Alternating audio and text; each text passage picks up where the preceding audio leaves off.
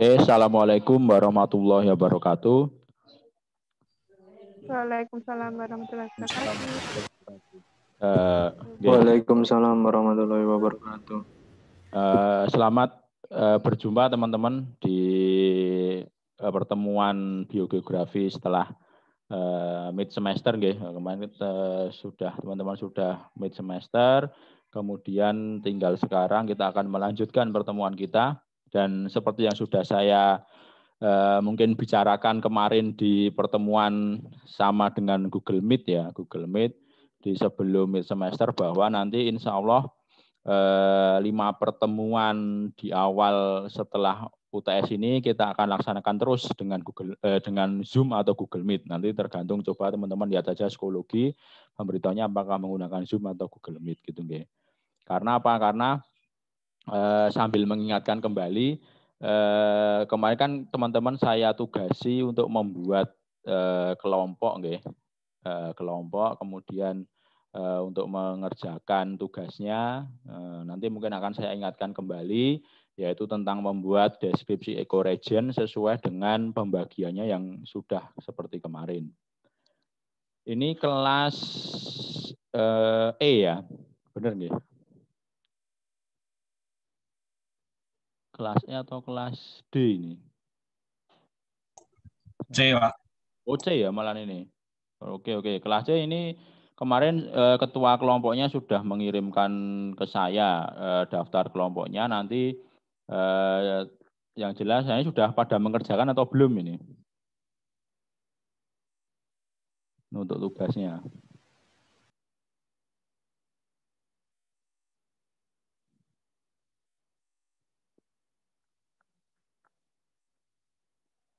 Sudah pada mengerjakan?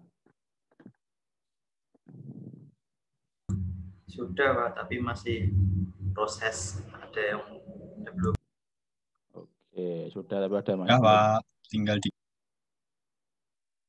Oke. Nanti kalau sudah mengerjakan nanti jangan lupa ya diupload di psikologi.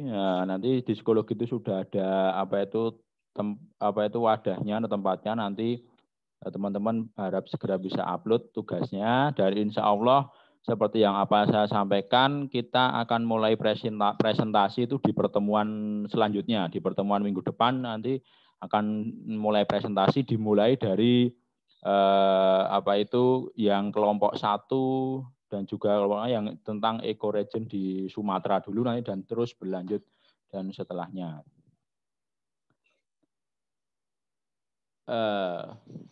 Kemudian insya Allah nanti seperti juga apa yang sudah saya sampaikan sebelumnya, bahwa di pertemuan kali ini akan saya contohkan cara untuk melakukan identifikasi ecoregion ya. Jadi mungkin kemarin teman-teman sudah mulai mencoba membuat, tetapi di pertemuan kali ini akan saya contohkan salah satu deskripsi ecoregion, yaitu ecoregion di Jawa, sehingga nanti mungkin teman-teman bisa melihat kembali kira-kira pekerjaannya apakah masih perlu direvisi atau dibenahi, mungkin kira-kira ada inspirasi atau wah ini kok ada kurangnya, nanti bisa ditambahkan. Jadi masih ada waktu untuk bisa menambahkan atau merevisi dari hasil pekerjaan teman-teman. Setelah nanti kita di pertemuan Zoom kali ini kita akan saya akan mendeskripsikan tentang kondisi ecoregion di Jawa. Dan ini sampai saat ini untuk sebelum memulai sudah 29 peserta ya. Nanti monggo bagi teman-teman yang lain yang belum hadir, monggo bisa dikabari ya. Karena insya Allah nanti akan ada absensi. Nanti link absen akan saya share di 5 atau 10 menit sebelum kita berakhir. Jadi insya Allah nanti kita akan sekitar paling lama 1 jam lah, kita nanti akan berbicara, ngobrol, berbincang, dan juga diskusi tentang ecoregion Jawa di pertemuan kali ini. Akan tetapi sebelum saya mulai untuk menjelaskan tentang materi, kira-kira di sini adakah yang mau ditanyakan dulu terkait terkait materi mungkin yang di pertemuan sebelumnya masih belum paham, atau mungkin ada hal-hal lain yang pengen ditanyakan, monggo silahkan saya buka dulu kesempatan sebelum saya memulai. Nah, pertanyaan bisa bisa melalui chat silahkan atau langsung meng-unmute juga boleh. Silahkan bagi yang ingin bertanya. Sebelum saya mulai perkuliahannya.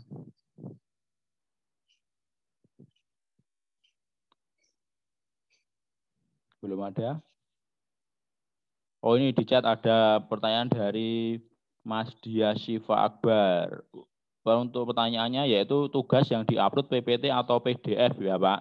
Dua-duanya Mas. Jadi yang diupload yaitu baik PPT maupun PDF-nya diupload dua-duanya. Tetapi nanti yang dipresentasikan dengan menggunakan PPT. Tapi yang diupload harus dua-duanya. Gitu nggih.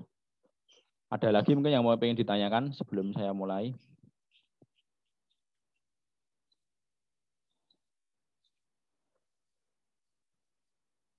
Ini posisinya teman-teman masih pada di rumah masing-masing atau di mana ini? Kata-kata teman-teman ini. Atau sudah ada yang mulai ke Solo, kalau yang rumahnya dari luar dari Solo? Atau masih pada di rumah semua ini?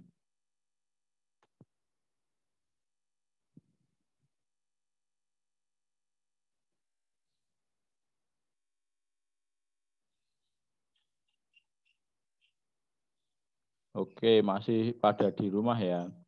Nah, kalau misal mau menjawab silahkan di unmute saja tidak apa-apa. Nanti ketika di mute itu aja ketika saya menjelaskan atau ketika PPT boleh. Tapi kalau misalkan nanti di tengah-tengah pun ada yang mau bertanya, bisa langsung meng-unmute masing-masing karena ini sudah saya berikan izin untuk meng-unmute masing-masing.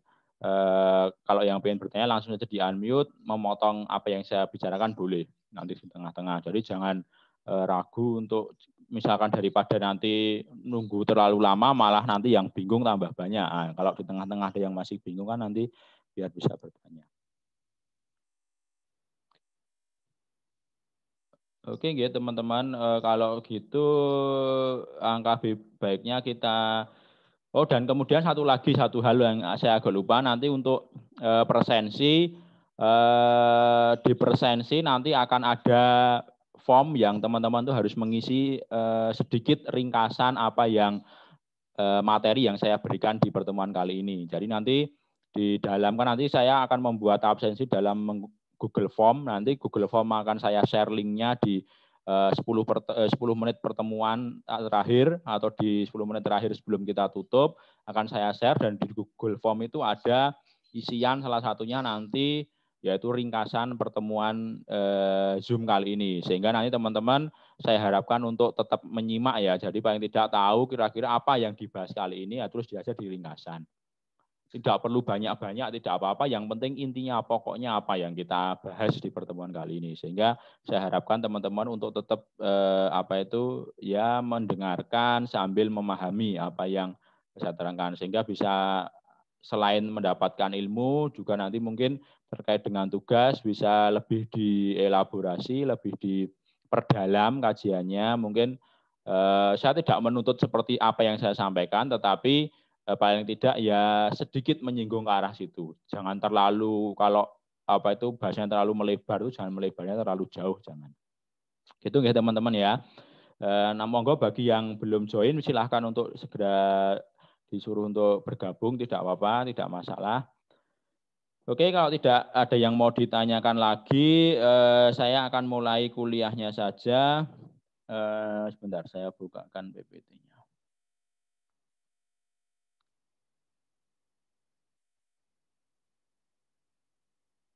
Sudah kelihatan nggih semua teman-teman PPT-nya ya? Iya, sudah Pak. Oke. Kalau sudah saya akan mulai. Nah, ini kemarin teman-teman saya berikan tugas terkait untuk mendeskripsikan. Nah, saya akan berikan contoh biar teman-teman karena ini juga masih semester 1 nggih, mungkin masih agak bingung atau kira-kira tuh bagaimana ya cara mendeskripsikan ecoregion itu. Nah, saya akan berikan contoh biar teman-teman itu ada sedikit gambaran. Besok ketika di pertemuan selanjutnya kita akan presentasi secara bergiliran. Jadi mungkin nanti untuk teknis presentasinya setiap hari mungkin nanti ada 1 sampai 2 ecoregion yang akan kita bahas tergantung nanti bagaimana di presentasinya apakah cenderung lama atau tidak. Nanti 1-2 kelompok yang akan maju untuk presentasi dan yang lain nanti mungkin bisa bertanya, bisa memberikan komentar dan seterusnya gitu. Oke, saya akan contohkan tentang cara mendeskripsikan salah satu ecoregion yang ada di Indonesia, yaitu ecoregion Jawa. Kenapa saya mendeskripsikannya itu ecoregion Jawa? Karena memang di ecoregion Jawa ini termasuk salah satu ecoregion yang sangat kompleks, di mana ecoregion Jawa ini memiliki kalau dibandingkan ecoregion yang lain, variasi untuk keadaan bentang alam atau bentang lahannya ini cenderung sangat relatif lebih banyak dibandingkan ecoregion yang lain. Beberapa ada yang mirip, yaitu seperti Sumatera, Jawa, Sumatera, Bali, Nusa Tenggara itu hampir mirip, tetapi memang di Jawa ini lebih kompleks dan juga karena mungkin teman-teman juga tahu yang di Indonesia ini yang lebih paling banyak ditempati atau ditinggali itu kan di ecoregion Jawa, sehingga di Jawa itu sendiri sudah banyak diteliti sehingga banyak yang mengelaborasi sehingga makanya kajian di Jawa ini lebih sudah lebih kompleks begitu nih. Oke, saya mulai dulu. Jadi ini sedikit mengulang materi yang saya sampaikan tentang ecoregion di Indonesia, yaitu yang didasarkan pada basis bentang lahan. Jadi secara konsep untuk mengulang saja, ecoregion itu terbagi menjadi 2 hal, yaitu ecoregion yang dibuat oleh para ahli-ahli atau peneliti di dunia yang terbagi menjadi, kalau ecoregion darat itu ada mulai ecoregion Sundaland, kemudian ecoregion Oceania, Asia, Afrika, dan seterusnya, itu yang kemarin kita sudah bahas. Itu yang berdasarkan pada persebaran hewan dan juga flora dan juga fauna. Akan tetapi kalau dalam cakupan yang lebih sempit, memang kalau untuk pembagian yang flora fauna ini memang agak sulit untuk kita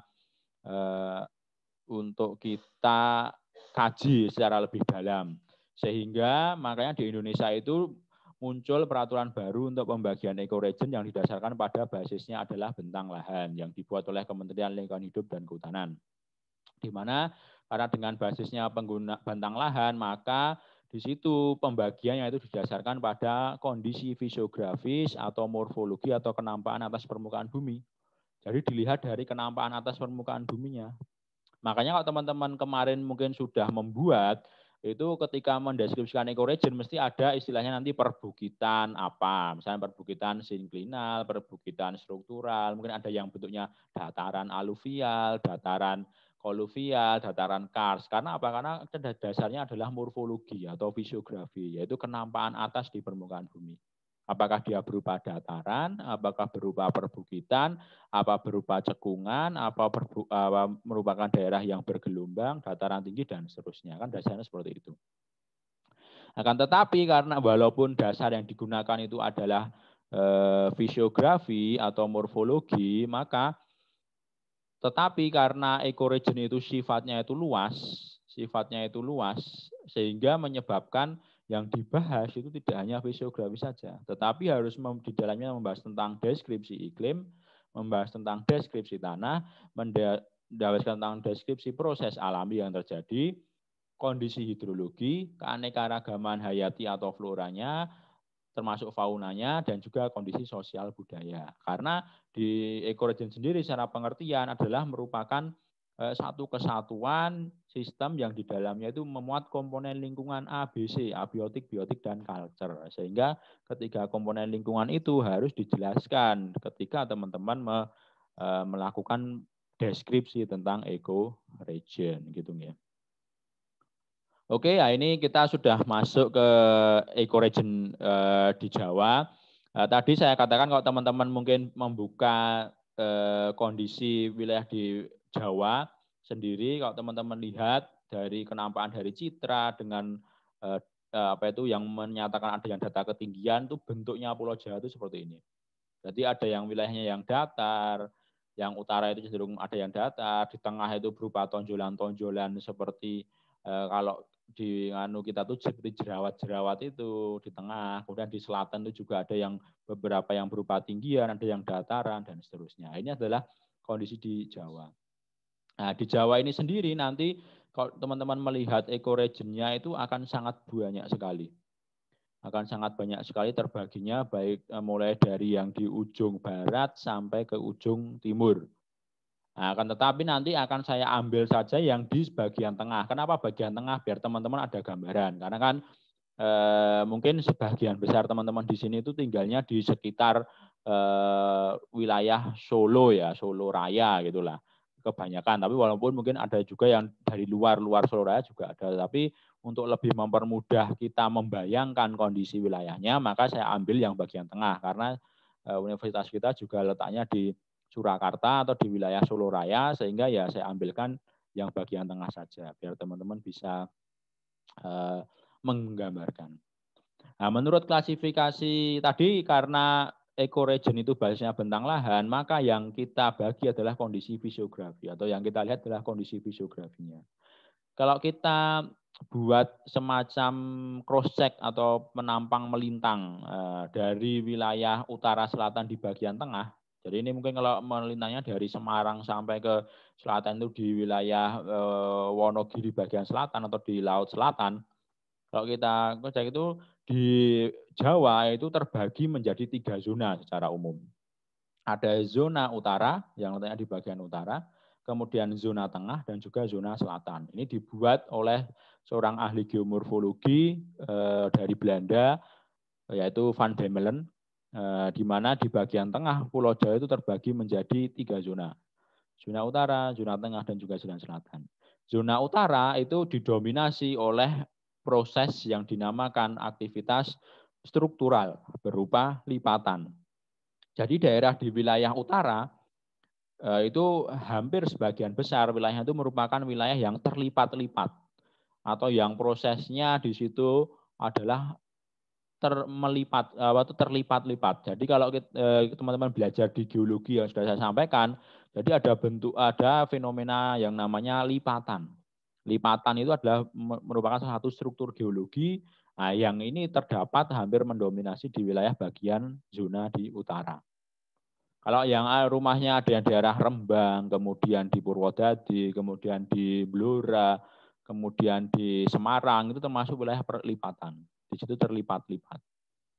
Makanya di situ banyak ditemukan wilayah perbukitan-perbukitan yang sejajar letaknya tetapi terpisah ada daratannya. Seperti di Rembang, kalau teman-teman ada yang wilayah daerah Rembang, Rembang itu ada zona perbukitan Kendeng Selatan dan juga ada Kendeng Utara. Tengah-tengahnya terpisah oleh zona cekungan Rembang. Yang di situ ada wilayah kota-kota seperti Rembang, seperti Blora, seperti Cepu gitu nggih. Kemudian di sisi yang perbukitan Rembang Utara, di baliknya ada wilayah kota Rembang gitu nggih kalau secara geografi. Nah, itu adalah zona lipatan.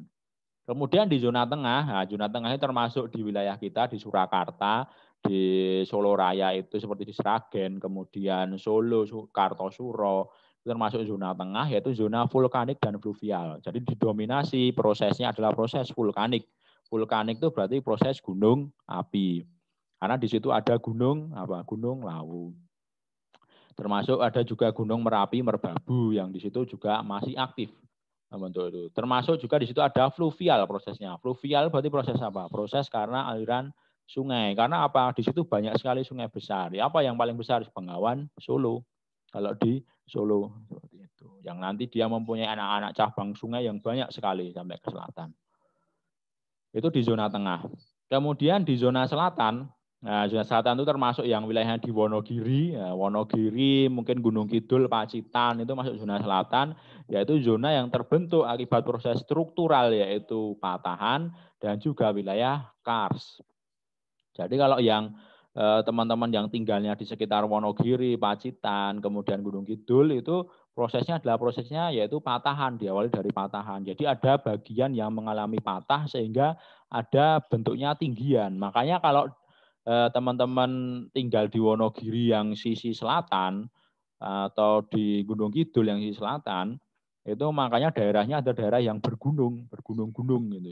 Jadi berbukit tinggi dan di situ nanti perbukitannya itu tidak ada yang sejajar, jadi hanya satu bukitan tinggi ya sudah, satu jajaran itu. Nah, itulah yang dinamakan sebagai patahan, karena terjadi patahan. Dan juga ada beberapa wilayah yang kars, yang membentuk gua-gua. Yang kars itu adalah daerah-daerah yang di bawahnya itu terdapat sistem goa dan juga sistem airan sungai bawah tanah. Nah, itu kondisi zona fisiografi di Jawa Tengah. Nah, ini adalah dari zona-zona ini kemudian nanti bisa diturunkan menjadi deskripsi tentang kondisi ekoregion di zona di Pulau Jawa bagian tengah. Sampai di sini adakah yang mau ditanyakan dari teman-teman?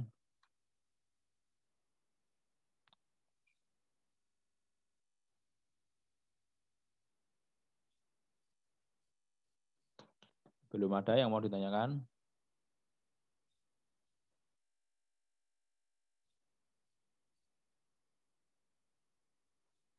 Oke, kalau belum ada, kita lanjutkan. Ini adalah peta yang peta yang dibuat oleh Kementerian Lingkungan Hidup dan juga Kehutanan tentang pembagian ekonusa di wilayah Jawa. Nah, kalau kita lihat di bagian tengah tadi yang kita cross check dari sini, nggih, itu di situ ada pegunungan blok patahan di sisi selatan. Kalau ini di wilayahnya yaitu wilayahnya Wonogiri, kemudian Pacitan, kemudian memanjang sampai Gunung Kidul, Bantul kalau di Jogja, kemudian ada dataran rendah seperti Surakarta, Kartosuro, kemudian Klaten, kemudian Jogja itu termasuk wilayah dataran rendah. Kemudian di situ ada zona vulkanik. Vulkaniknya adalah merupakan lereng-lereng yang merupakan lereng Gunung Merapi, yaitu seperti di wilayah yang Boyolali, kemudian di Klaten yang sisi utara itu semua adalah yang wilayahnya itu yang ada di zona bagian tengah di Pulau Jawa. Kemudian di sisi utara ada perbukitan antiklinal, ada lembah sinklinal. Nah, ini tadi yang saya katakan kalau teman-teman yang tinggalnya di sekitar Bojonegoro, Purwodadi, Blora, Rembang itu mesti akan tahu ini. Jadi kalau teman-teman jalan-jalan ke arah utara dari kota Surakarta nanti mesti akan menemui perbukitan yang pertama yaitu dinamakan perbukitan zona Kendeng Selatan. Kemudian nanti kalau dari Kendeng Selatan ini mesti akan turun, di sini ada cekungan yang dinamakan Lembah Sinklinal, ini di kota Blora, Cepu, ini di daerah sini semua, masuk Bojonegoro ada di sini, Tuban sampai sini. Nah, kemudian di utaranya ada perbukitan Rembang Utara. Perbukitan Rembang Utara, baru kemudian turun di sini ada kota Rembang kan di situ. Nah, ini adalah pembagian zona biogeografi yang ada di Jawa bagian tengah seperti itu.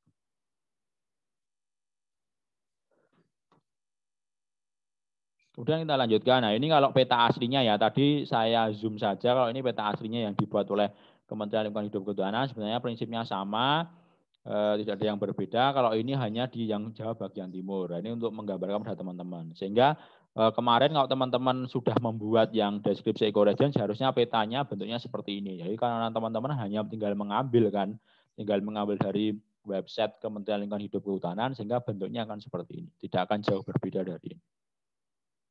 Nah, kemudian ini adalah kita mulai cara mendeskripsikannya. Kemarin sudah saya berikan contekan tentang tabel cara mengidentifikasi ekoregion. Di situ kita akan mulai mengidentifikasi ekoregion yang ada di Pulau Jawa. Kita mulai dulu dari zona yang ada di selatan Jawa. Tadi kalau selatan, kalau teman-teman masih ingat adalah zona patahan dan juga zona kars. Ada dua bentang alam besar yang terdapat di bagian selatan Jawa, yaitu patahan dan kars. Kita mulai dulu dari yang perbukitan blok patahan. Jadi kalau tadi teman-teman lihat di peta yang di ekoregion di tengah Pulau Jawa, itu ada yang namanya bentang lahan perbukitan blok patahan. Nah, perbukitan blok patahan lokasinya di perbukitan selatan Pulau Jawa. Materialnya apa? Materialnya kalau di daerah yang blok patahan, kalau teman-teman bisa lihat di gambar yang sisi kanan ini adalah ini contoh foto-fotonya, yaitu materialnya berupa batuan vulkanik tua dan juga batuan metamorfik. Nah, batuan vulkanik tua berarti namanya vulkanik, berarti dari aktivitas gunung api, tetapi yang sudah tua. Nah, dari batuan ini sebenarnya kita bisa menduga, kita bercerita banyak, kok di daerah selatan Jawa yang kelihatannya tidak ada kompleks pegunungan, tidak ada kompleks gunung-gunung api, kok batuannya vulkaniknya bisa sampai di sana. Kenapa bisa sampai di sana? Oh, berarti mungkin dulunya itu di selatan itu ada gunung api. Bisa terjadi karena memang aktivitas gunung berapi banyak zaman dulu kala ditemukan di wilayah selatan. Buktinya apa? Buktinya masih ditemukannya beberapa sumber mata air panas di wilayah sisi selatan di Jawa. Kalau teman-teman pernah main-main di Parangtritis, nah, di Parangtritis itu utaranya di Parangtritis itu ada yang namanya pemandian Parangwedang. Nah, Parangwedang itu adalah sumber air panas alami yang langsung dari mata airnya sudah panas. Nah, itu adalah contoh dari proses aktivitas vulkanik yang sudah mungkin usianya sudah pada masa Pleistosen. Kan sekarang kita masa Holosen ya, itu sudah masa Pleistosen yang sudah mungkin hampir jutaan tahun yang lalu. Yang sekarang sudah tidak seaktif seperti gunung api yang ada sekarang, yang ada di tengah, tetapi proses post vulkaniknya atau proses akhirnya itu masih ada, yaitu berupa pemandian air panas. Nah, kemudian kondisi iklimnya bagaimana? Kondisi iklimnya yaitu berupa kondisinya tropis basah hingga kering. Jadi dia termasuk tropis, tetapi ada beberapa wilayah yang kering. Nah, contohnya seperti di mana ya? Seperti di kalau teman-teman coba melihat di Gunung Kidul, Wonogiri itu kondisi curah hujannya dibandingkan wilayah yang lain itu cenderung lebih sedikit. Kenapa? Ya karena memang wilayah tersebut adalah wilayah yang daerah bayangan hujan dari efek orografis, sehingga memang ada beberapa bukit di sisi yang menghadap ke utara itu jarang terkena hujan. Karena yang banyak terkena hujan yang menghadap ke sisi selatan. Seperti itu. Sehingga masih ada beberapa wilayah yang kering. Kemudian tanahnya bagaimana? Tanahnya itu berupa litosol, latosol, regosol. Cirinya apa? Cirinya solumnya tipis. Kenapa solumnya tipis? Karena wilayahnya berupa patahan. Daerahnya patahan, kemudian terangkat ke atas, ditambah ada beberapa wilayah yang kering. Sehingga apa? Sehingga efeknya solum tanahnya atau ketebalan tanahnya itu tipis. Teksturnya berupa pasiran. Karena tanahnya itu tipis, maka unsur haranya itu menjadi relatif miskin. Miskin hara. Nah, akibatnya apa? Akibatnya nanti dari kondisi tanah dan juga iklim dan batuan akan mempengaruhi terhadap penggunaan lahannya. Nah, penggunaan lahan di zona selatan Jawa, kalau teman-teman lihat, mesti tidak mungkin ditemukan yang namanya lahan pertanian berupa sawah yang produktif seperti di zona tengah, seperti di Kartosuro, Surakarta, dan seterusnya. Mesti dia berupa apa? Berupa ladang tak ada hujan, berupa tegalan, berupa semak belukar, berupa hutan, kan? Dominasinya seperti itu. Nah, mungkin kalau ada yang di sini wilayahnya daerahnya Wonogiri bagian selatan, atau di Gunung Kidul atau di Pacitan, itu mesti ya coba bisa ditanyakan pertaniannya apa di sana, mesti kan tegalan. Kalau enggak tegalan ya sawah yang tak ada hujan, kan seperti itu. Karena apa ya? Karena tadi tanahnya itu cenderung tipis, tidak bisa seproduktif yang di wilayah tengah, nah, sehingga menyebabkan ya pemanfaatannya ya hanya berupa tegalan, hutan, dan juga semak belukar. Nah, kemudian kondisi hidrologinya bagaimana? Nah, kondisi hidrologinya baik air tanah dan juga air permukaannya ini adalah sangat minim atau miskin. Kenapa ya? Karena daerahnya berupa tinggian. Di daerah tinggi jarang ada sungai yang mengalir sepanjang tahun. Kenapa ya? Karena daerahnya secara logika daerahnya itu miring.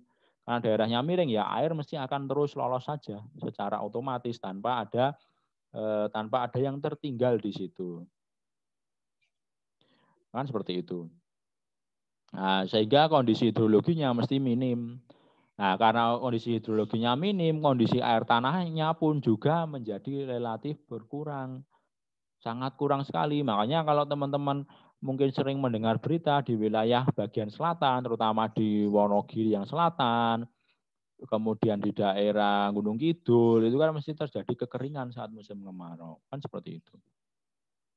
Nah, kemudian hayatinya apa? Sumber daya alam hayati yang berupa floranya. Floranya ya berupa tanaman karena tadi tanahnya cenderung tipis, kemudian jarang tidak produktif untuk digunakan untuk lahan pertanian, ya berarti mesti floranya berupa flora-flora yang tahunan atau tanaman-tanaman yang tahunan, yang tanaman-tanaman besar, dan juga bisa hidup di daerah yang cenderung kering. Contohnya apa? Ada mahoni, sengon, akasia, jati, kan seperti itu untuk hayati aslinya. Jarang ditemukan padi di sana, kan jarang sekali ditemukan. Atau tanaman musiman yang lain yang harus membutuhkan air yang sangat banyak, itu masih jarang ditemukan. Nah, kemudian kondisi sosial budayanya bagaimana? Nah, kondisi sosial budayanya ya karena apa itu dari sumber dayanya baik tanah, baik air itu sangat terbatas, maka menyebabkan rata-rata umumnya masyarakatnya itu cenderung, mohon maaf, yaitu miskin. Ya karena dilihat dari lahannya itu kurang produktif sehingga untuk dimanfaatkan, untuk diolah ya hasilnya juga tidak akan maksimal. Ya paling hanya bisa untuk memenuhi kebutuhan pangannya mas sendiri, tidak bisa dijual, tidak bisa menghasilkan untung. Seperti nanti di zona-zona yang dataran seperti itu. Dan juga kalau teman-teman lihat pola-pola permukimannya cenderung menyebar. Jadi tidak mengelompok, misalnya mengelompok tapi tidak terus banyak di suatu tempat, tidak, tapi mesti mengelompoknya berdasarkan apa? Berdasarkan pada keterdapatan sumber air. Jadi kalau teman-teman coba nanti jalan-jalan daerah Wonogiri, Gunung Kidul, mesti rumah-rumah itu hanya akan mengelompok atau hanya ada di tempat-tempat yang dia dekat sumber air, atau mungkin dekat dengan daerah yang agak datar atau daerah yang tidak rawan terhadap bencana dan seterusnya. Jadi dia mengelompok di tempat-tempat tertentu gitu. Tidak menyebar secara merata seperti di wilayah yang dataran. Nanti kita bandingkan dataran akan berbeda. Nah, dari karakteristik ini maka kita bisa kira-kira klasifikasikan apakah potensinya, apakah kerawanan ancaman lingkungannya dan seterusnya. Kita bisa kita bisa cari tahu. Oh ternyata karena kondisi batuannya itu banyak berupa vulkanik tua dan juga metamorfik berupa batu gamping, ya berarti dia bisa dimanfaatkan untuk apa? Bahan galian. Makanya di daerah Wonogiri itu banyak, atau di Gunung Kidul, Kars itu banyak batu gamping yang dimanfaatkan, diolah untuk memenuhi kebutuhan batu gamping yang bisa digunakan untuk bahan baku semen atau dimanfaatkan untuk apa yang lain kan bisa. Nah, ancaman lingkungannya apa? Ancaman lingkungannya ya tadi kekeringan kerap terjadi karena apa? Karena hidrogeologinya itu sangat miskin airnya. Kemudian tanahnya tipis sehingga untuk diolah pun agak susah. PAD-nya rendah karena apa? Karena ya banyak masyarakat yang umumnya rata-rata orang-orang tua ya, karena yang produktif biasanya pada istilahnya migrasi keluar daerah orang untuk mencari penghidupan di wilayah lain seperti itu. Itu di zona selatan Jawa. Nah, mungkin ada yang mau ditanyakan dulu sampai di sini.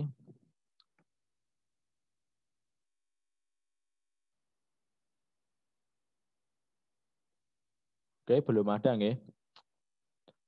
Oke, kalau belum ada kita lanjutkan. Nah, ini masih di zona selatan yaitu di perbukitan Kars. Nah, perbukitan Kars sebenarnya ini hampir sama dengan tadi yang di sebelumnya, yaitu di perbukitan yang patahan. Nah, bedanya hanya kalau perbukitan Kars itu materialnya berupa batu gamping, gitu. Kemudian iklimnya berupa tropis basah, tanahnya itu terrarosa, yaitu tanah merah, gitu. Ciri khasnya tanah merah dengan kandungan lempung yang cukup tinggi. Nah, kemudian pola hidrologinya itu berupa pola airan yang basinal. Maksudnya basinal itu apa? Kalau teman-teman coba lihat nanti di daerah Kars seperti di Gunung Kidul itu kan mesti jarang ditemukan sungai permukaan. Karena apa? Sungai permukaannya itu mesti akan hilang. Jadi airannya itu akan ada tiba-tiba hilang masuk ke dalam tanah. Dan nanti ditemukannya bukan sungai permukaan tapi sungai bawah tanah karena sistem airannya itu basinal.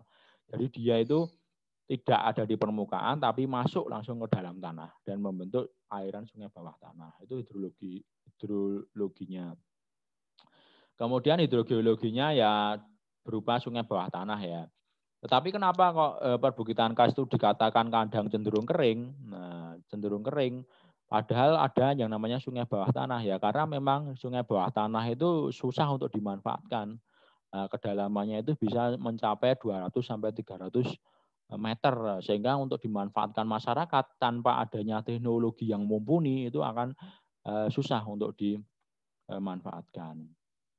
Kemudian penggunaan lahannya apa ya? Masih sama dengan yang tadi yang selatan, karena wilayahnya yang kering, agak susah air, maka ya penggunaan lahannya ya yang dimanfaatkan oleh warga berupa tegalan, berupa ladang tada hujan, berupa semak belukar, berupa hutan seperti itu.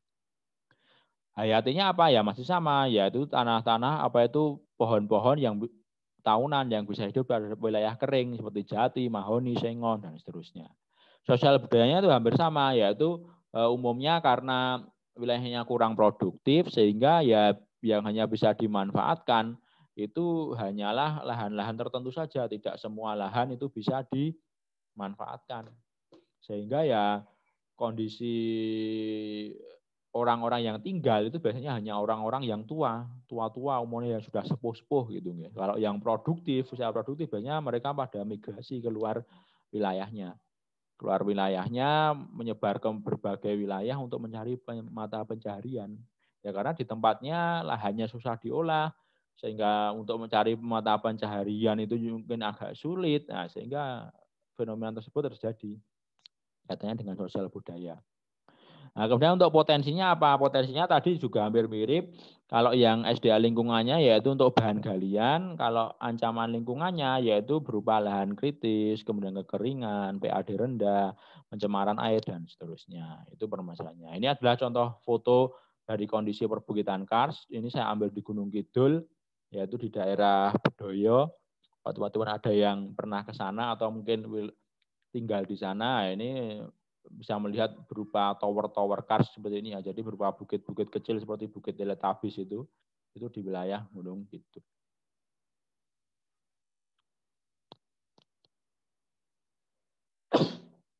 Nah, ini adalah contoh potensi dan masalah di perbukitan Kars. Jadi tadi potensinya yang besar adalah yang sungai bawah tanah. Ini beberapa temukan sungai bawah tanah. Yaitu di Ponjong, di Gremeng, ada sungai bawah tanah Bribin, kemudian ada sungai bawah tanah yang nanti bermuara di Baron. Makanya kalau teman-teman yang ada pernah ke Baron, itu kalau teman-teman berjalan ke sisi timur, agak timur itu ada sumber air yang tawar bercampur dengan asin. Nah, di situ ada sumber air tawar, itu adalah keluaran dari sungai bawah tanah Bribin. Nah, ini ada potensinya sangat besar sekali kalau teman-teman lihat airannya itu sangat besar. Sehingga sebenarnya bisa dimanfaatkan untuk pemanfaatan air untuk masyarakat bisa, ataupun untuk mikrohidro itu juga bisa. Nah, tetapi masalah kemudian ada juga wilayah pesisir Kars yang termasuk memiliki keindahan alam yang sangat cantik sekali ya, dengan pasir putih seperti ini, sehingga banyak sekali dimanfaatkan untuk wisata. Nah, kemudian problemnya apa? Problemnya ya penambangan ini, penambangan batu gamping. Di satu sisi penambangan batu gamping ini menghasilkan ekonomi, tapi di satu sisi bisa menyebabkan berkurangnya debit sungai bawah tanah.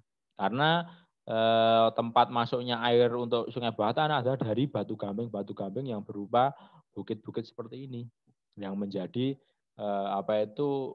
tempat untuk menampung air hujan untuk meloloskannya ke dalam sistem sungai bawah tanah. Nah, ini adalah contoh permasalahan tadi ya, jadi kering. Jadi kalau rata-rata kalau di daerah Kars seperti di Gunung Kidul, Wonogiri, Pacitan itu kalau ada sumber mata air berupa waduk atau embung istilahnya, atau telaga, itu ketika musim kering itu sangat kering sekali. Bahkan mungkin bisa jadi lapangan sepak bola seperti itu, karena saking keringnya. Nah, itu adalah problem yang ada di perbukitan Kars.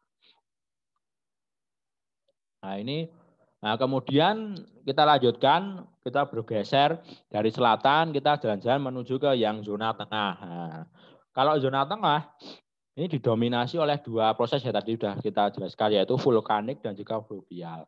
Kita mulai dulu dari yang vulkanik.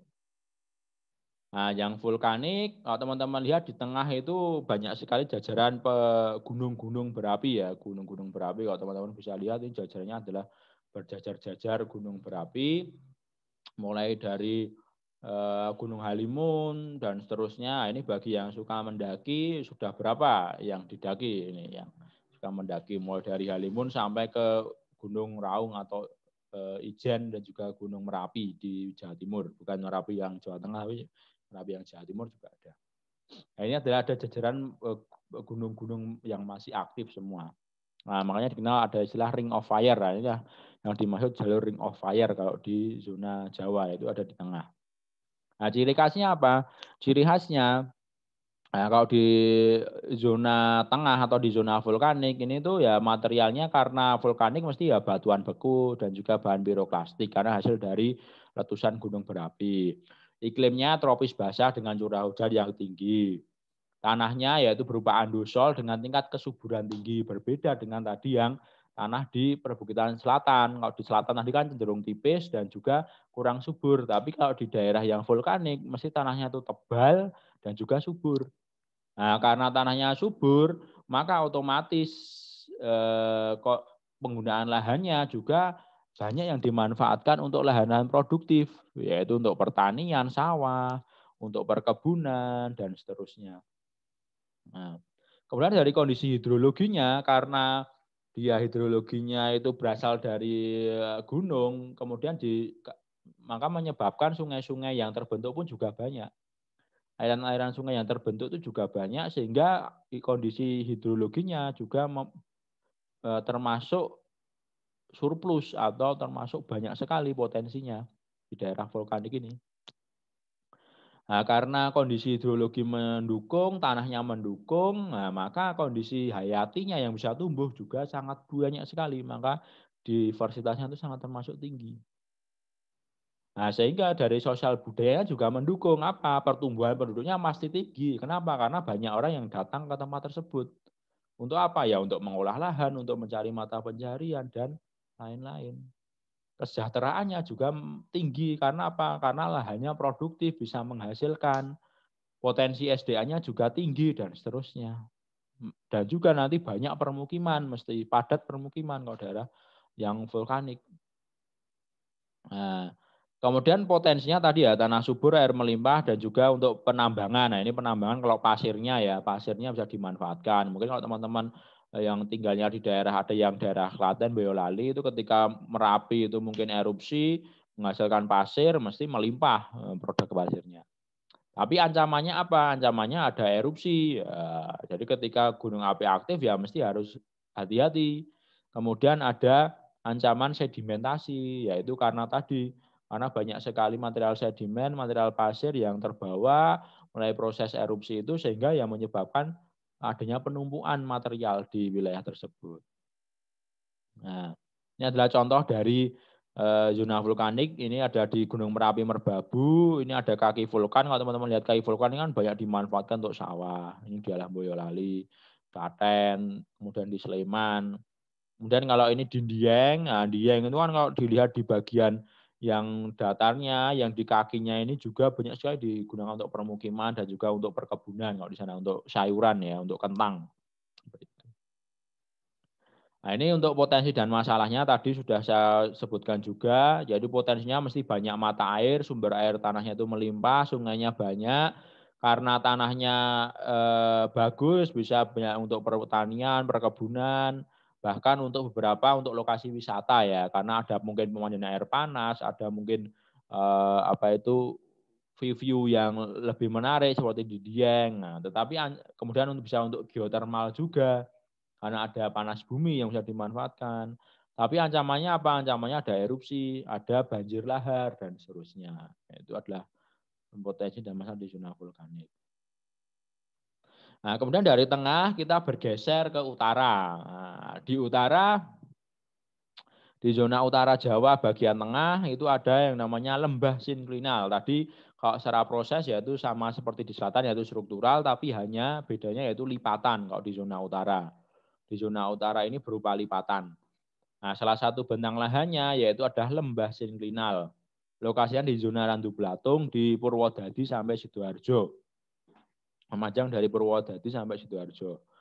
Materialnya apa? Batuannya yaitu lempung marin. Nah, beda dengan tadi yang di selatan dan juga di tengah. Nah, kalau di utara ini berupa lempung, jadi kandungan lempungnya sangat tinggi. Nah, iklimnya apa? Cenderung kering. tanahnya apa? Tanahnya itu vertisol, yaitu kandungan lempungnya itu sangat tinggi sehingga kembang kerutnya tinggi. Maksudnya kembang kerut itu apa? Maksudnya kembang kerut itu adalah ketika musim penghujan airnya itu akan melimpah sehingga mesti akan terjadi genangan. Makanya kalau di daerah yang di zona Rando Blatung atau di lembah sinklinal ini, di zona Rando Blatung atau lembah sinklinal ini mesti tanahnya apa itu kalau dibangun untuk jalan mesti kembang kerutnya akan tinggi, mudah jalannya itu mesti mudah berlikuk-likuk atau bergeser-geser kan seperti itu. Karena apa ya? Karena kembang kerutnya tinggi saat musim penghujan, tanahnya airnya banyak sehingga menimbulkan genangan, tapi saat kering itu sangat musim kering akan kering sekali, bahkan mungkin sampai kekeringan, tanahnya pecah-pecah. Nah, itu seperti itu ciri khas dari benar di utara Jawa. Kondisi hidrologinya bagaimana? Kondisi hidrologinya ini miskin air tanah. Kenapa ya? Karena materialnya itu berupa lempung. Karena materialnya lempung, maka yang bisa masuk ke dalam tubuhnya si lempung itu sangat sedikit. Sangat sedikit sehingga yang bisa dimanfaatkan juga sedikit. Akibatnya apa? Pertanian yang ada juga pertanian lahan kering.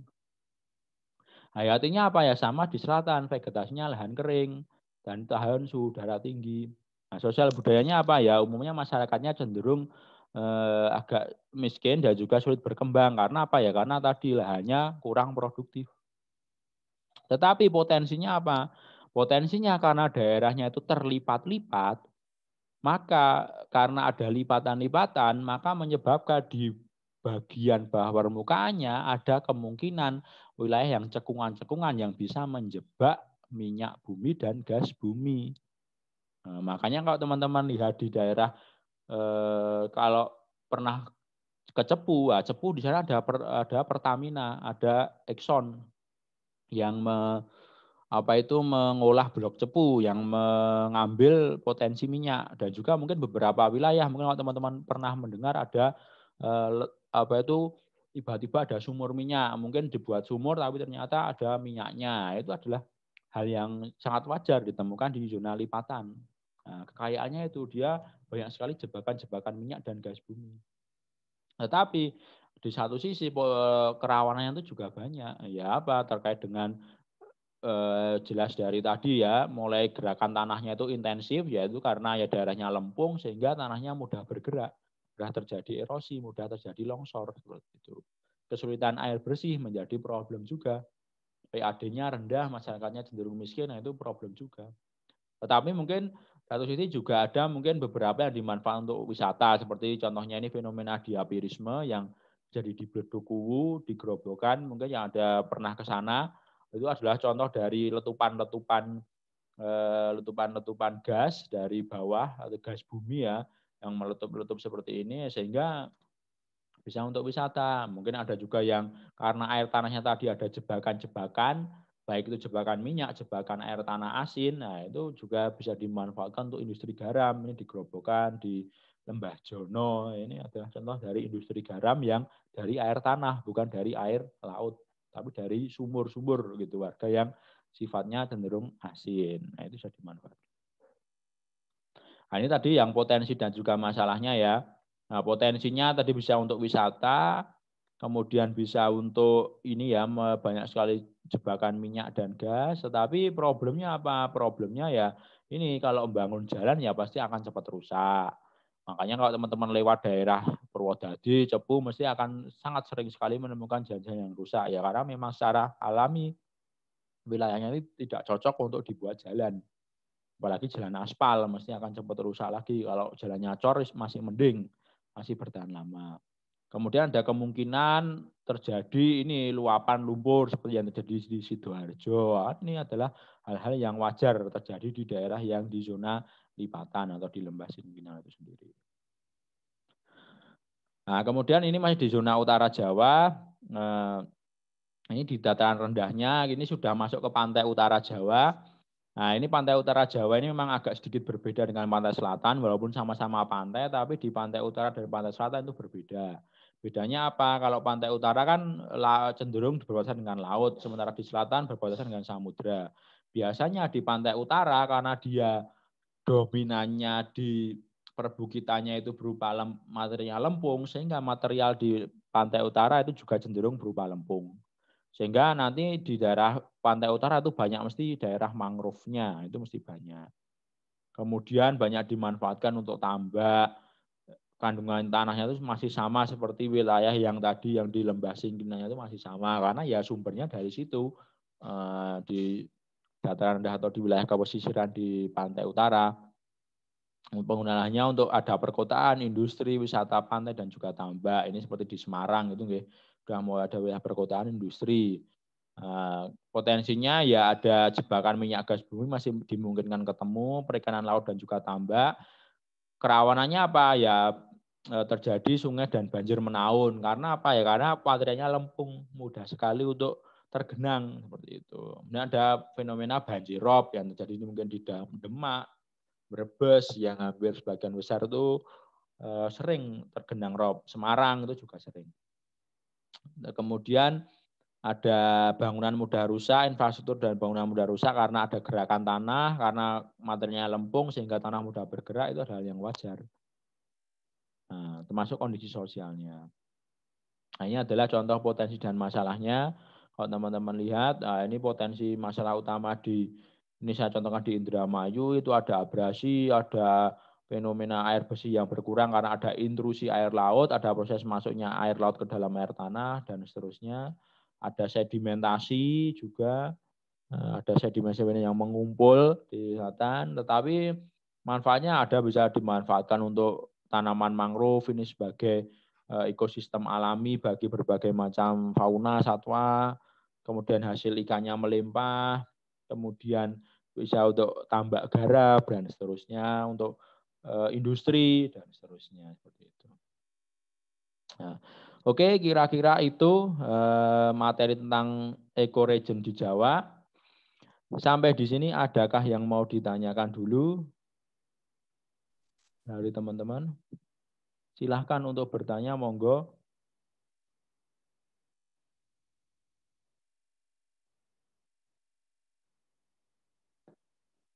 Ada yang mau ditanyakan sampai sejauh ini?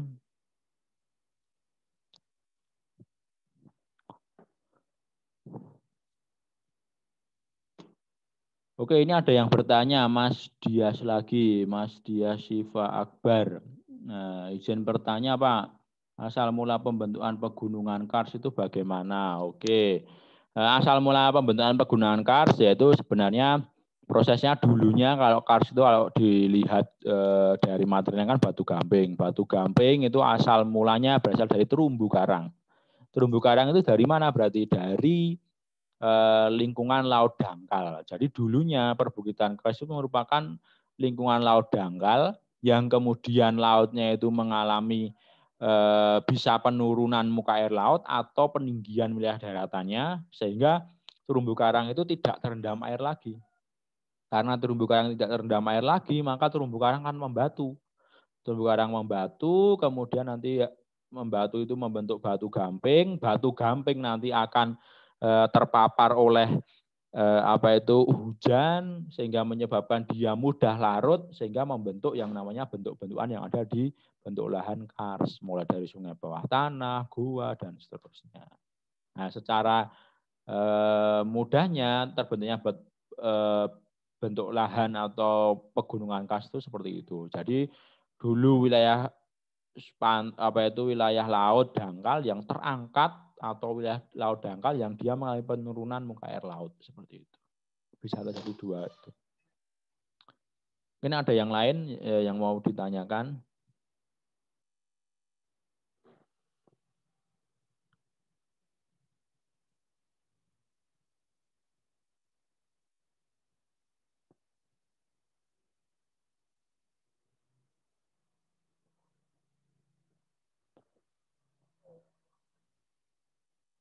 Oke, ada yang mau ditanyakan lagi?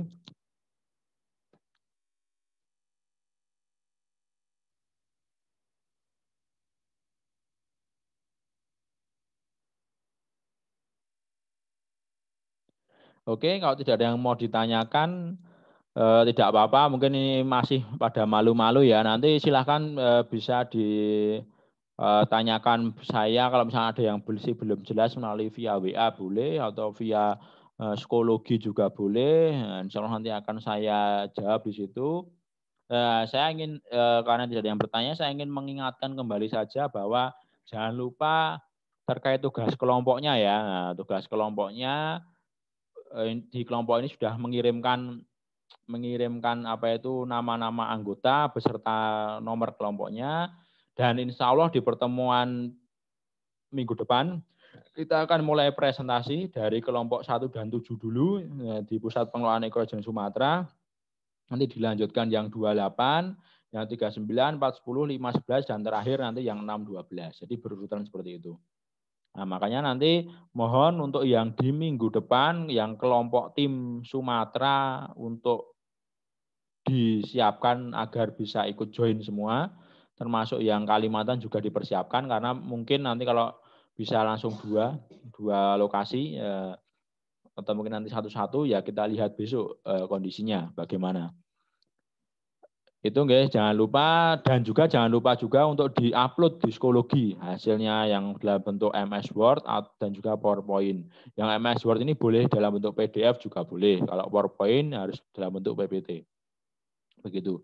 Jangan lupa di-upload psikologi dan disiapkan untuk presentasi di minggu depan. Jadi mulai minggu depan kita akan maraton presentasi selama mungkin 4 pertemuan, 4 sampai 5 pertemuan kita akan coba teman-teman untuk mempresentasikan dan kita mendiskusikan kondisi ekoregion yang ada di Indonesia ini, sehingga kita akan lebih mengenal Indonesia, gitu guys. Jadi kita akan keliling Indonesia walaupun secara online atau secara daring, gitu guys. Oke, sampai di sini adakah yang mau ditanyakan dulu lagi? Izin bertanya, Pak. Oke, silakan. Untuk tabelnya seperti dicontoh atau deskripsi tabel sumber dayanya dipisah, Pak? Oke, ada pertanyaan ini dari Mas siapa Mas tadi? Arbian, Pak. Mas Arbian. Untuk tabel deskripsinya disamakan boleh Mas. Apa yang tadi yang saya deskripsikan itu juga boleh. Disamakan seperti itu aja tidak apa-apa. Atau misalnya mau dipisah juga boleh. Tetapi memang kalau dipisah itu nanti terkesannya itu terpisah dari apa yang dibicarakan. Maka lebih baik digabungkan seperti apa yang saya contohkan tadi. Begitu saja Mas. Baik, Pak. Terima kasih. Oke. Mungkin ada lagi yang mau ditanyakan?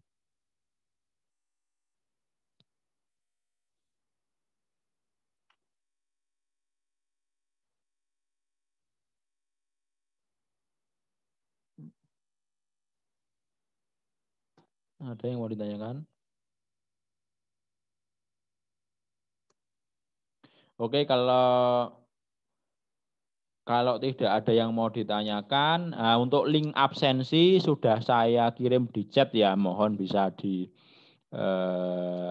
di save dulu sebelum nanti saya akhiri ya. Ini sudah saya kirimkan. Nanti monggo teman-teman untuk segera absen karena link absensi ini hanya akan saya buka selama 30 menit ke depan. Kalau sekarang itu jam 1:30 ya, nanti ini akan saya buka sampai jam 2:10. Jadi nanti di luar jam 2:10 teman-teman sudah tidak akan bisa absen. Dan jangan lupa nanti di absensi itu ada ringkasan sedikit. Nah, ini teman-teman ceritakan saja apa yang kita bahas di pertemuan kali ini, dideskripsikan secara sedikit saja, tidak perlu banyak-banyak, tidak perlu. Tapi intinya apa yang kita bicarakan tentang hari ini. Mungkin apa yang kira-kira teman-teman tangkap yang apa dari penjelasan saya.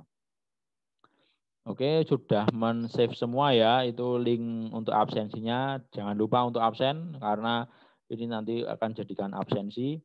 Dan jangan lupa juga nanti mohon diingatkan kepada teman-teman yang lain, mungkin yang belum gabung juga, kalau nanti dalam 4 minggu ke depan, insya Allah kita akan menggunakan Zoom dan juga Google Meet. Terus karena kita mau presentasi dan juga diskusi dan juga ada absensinya. Jangan lupa nanti mohon bisa diabsenkan kepada teman-teman. Gitu nggih teman-teman. Jika sudah ada pertanyaan lagi, mungkin saya akhiri saja pertemuan pada siang hari ini. Semoga teman-teman tetap sehat, tetap semangat, dan kita semua berdoa agar kita segera bisa dipertemukan secara offline, karena ini kita sama sekali belum pernah ketemu secara offline, dan semoga segera pandemi ini bisa berakhir. Oke, gitu aja saya tutup, akhiri pertemuan pada siang hari ini. Billahi taufik wal hidayah. Assalamualaikum warahmatullahi wabarakatuh. Waalaikumsalam warahmatullahi Waalaikumsalam warahmatullahi wabarakatuh. Waalaikumsalam.